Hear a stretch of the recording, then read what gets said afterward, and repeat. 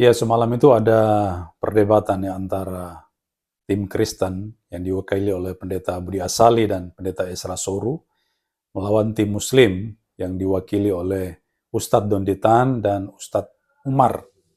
Dulu Umar ini adalah bernama, kita kenal sebagai Valen, dan saya dulu pernah berdebat dengan Umar atau Valen itu tentang Tritunggal, tetapi di tengah jalan mendadak dia memberhentikan perdebatan karena dengan alasan ada tamu katanya. Jadi ada tamu yang datang sehingga dia harus menemui tamu itu dan meninggalkan arena perdebatan. Dan waktu debat dengan tim Kristen tadi malam juga Umar melakukan hal yang sama. Jadi sementara perdebatan berlangsung, Pak Budi sementara ngomong, mendadak Bapak Umar ini keluar dari arena perdebatan. Dia nggak tahu kenapa sampai dia keluar ya, dia meraju atau bagaimana, tapi itulah kebiasaan dia ketika melakukan perdebatan.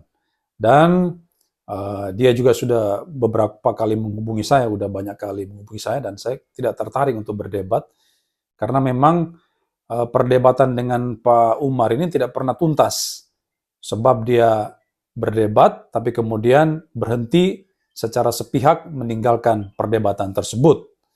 Jadi itu yang terjadi. Nah, ada yang menarik dalam perdebatan tadi malam. Rupanya ya kita tahu kan ini orang-orang para polemikus Muslim ini kan biasanya itu tidak semua ya, tapi ada beberapa yang suka bicara bahasa asli Alkitab. Jadi mereka suka bicara Ibrani, Yunani dan sebagainya. Dan salah satunya ini saya melihat Pak Umar juga. Ya, mungkin karena dia bekas dari Yudaisme, pernah menjadi Yudaisme dan diajar oleh para rabi Yudaisme. Jadi dia merasa menguasai bahasa Ibrani mungkin. Sehingga kalau sudah perhatikan di dalam perdebatan itu dia mulai berbicara dalam bahasa Ibrani, bahkan mengajari Pak Esra Soru bahasa Ibrani. Nah, coba kita lihat dulu bagaimana aksi daripada Pak Umar itu yang berikut ini ya. Ya baik, terkait dengan narasi dari Pak Esra Soru yang mengatakan bahwa Yesaya 53 itu konteksnya ke Melek Hamasya atau Raja Mesias, itu apa ya, akrobat teologi yang dilakukan oleh Pak Esra Soru, karena di situ berbicara tentang hamba Tuhan yang menderita. Jadi gini, saya akan ajarkan sedikit tentang konsep Masiah di dalam perspektif Judaism. Ide gagasan Masiah itu ada dua. Ada Masiah bin Yosef dan juga ada Masiah bin David. Jadi kalau Yesaya 53 yang sebenarnya narasi ini adalah syair, yang dimana itu full itu berbicara tentang konteks seperti yang Kodondi bilang secara jamak untuk bangsa Israel. Jadi kalau ini dikategorikan sebagai Melek Hamasya, terus yang jadi Mesiasnya siapa? Sementara kalau kita melihat perspektif Judaism, ada dua konsep Mesias. Masiah bin Yosef itu dari suku Efraim, terus Masiah bin David itu dari suku Yehuda. Oke, Rasi itu salah satu otoritas Rabbinical Judaism. Jadi kalau berbicara tentang otoritas Rabbinical Judaism, saya ambil perspektif dari Pirkei Avot 1:1. Musi Gibotora Misine Umsara Leesua Leesua Lesekenem. Musi Gibotora Misine Umsara Leesua Leesua Lesekenem. Musi Gibotora Misine Umsara Leesua Leesua Lesekenem. Ya, oke. Ini ngajari Pak Esra Soru lagi ya. Saya pakai etimologi rabi itu kan rabai bahasa Inggris, bahasa Ibrani raf, haraf. Jadi kalau berbicara tentang haraf itu berbicara tentang the great one, the great man. Jadi kalau ngomongin otoritas Rabbinical Judaism berbicara tentang Moshe Rabbeinu, berbicara tentang Yosua, berbicara tentang Mordechai, David, Hamelek, Shlomo, Hamelek, Ezra, Nehemia. Di seluruh Torah, Nevi'im, Ketuvim tidak pernah ada yang namanya Yeshua Hamasya. Mohon maaf, saya udah pernah menjadi Judaism, saya diajar oleh Rabbi Simon Peret, Rabbi Mos, terus Rabbi Cohen di bawah pengawasan Rabbi Tovia Singer.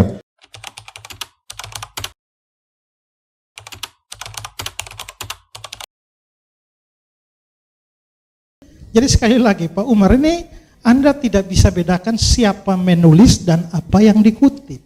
Kalau Anda mau menunjukkan ini salah, Anda harus buktikan bahwa yang dikutip oleh Yahudi Kristen itu bukan pandangan Yahudi, yang non-mesianik.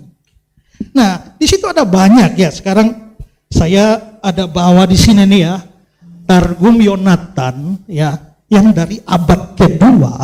Saya mau kasih tunjuk dulu ya. Permisi.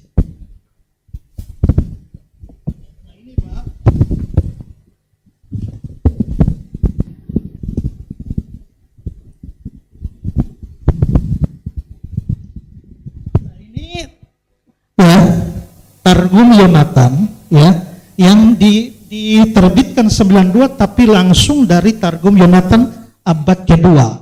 Nah, di sini Yesaya pasal 52 ayat 13. Coba saya tahu Pak Umar ini kan mantan Yudaisme ya.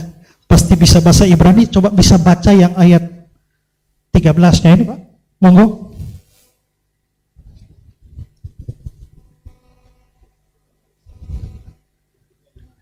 Yang ayat 13 ya Pak.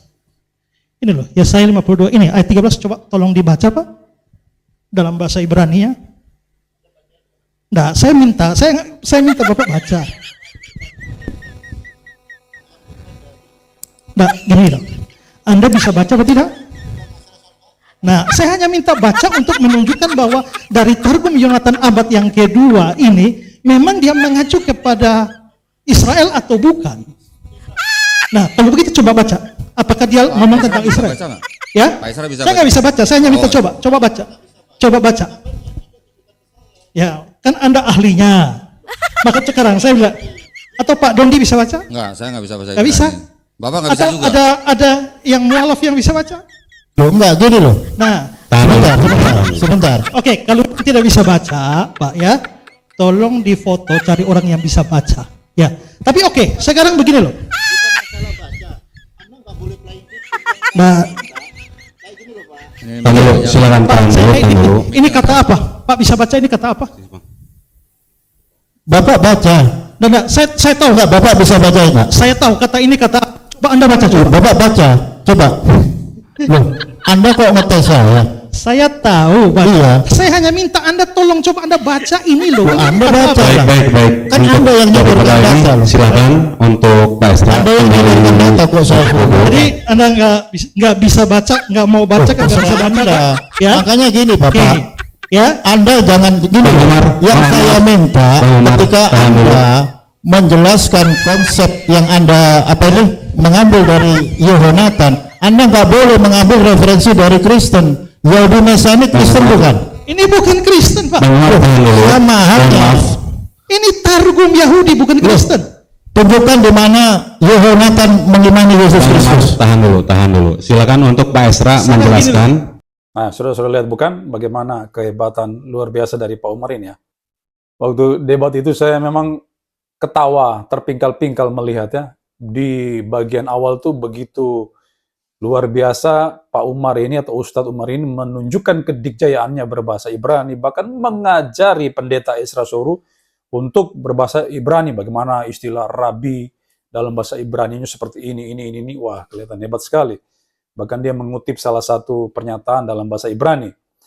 Nah, tetapi ternyata pada faktanya ketika Pak Esra menyodorkan Targum Yonatan berbahasa Ibrani di abad yang kedua, dia sama sekali tidak bisa baca. Udah disuruh baca tapi bola-balik nggak bisa baca dia. Dia nggak bisa baca itu. Nah, itu sebab ya sudahlah, kalau memang nggak ngerti Ibrani, tidak bisa baca bahasa Ibrani, nggak usah sok-sok pakai Ibrani. Pakai Indonesia saja lah. Kita kan orang Indonesia. Orang Indonesia taunya itu adalah bahasa Indonesia.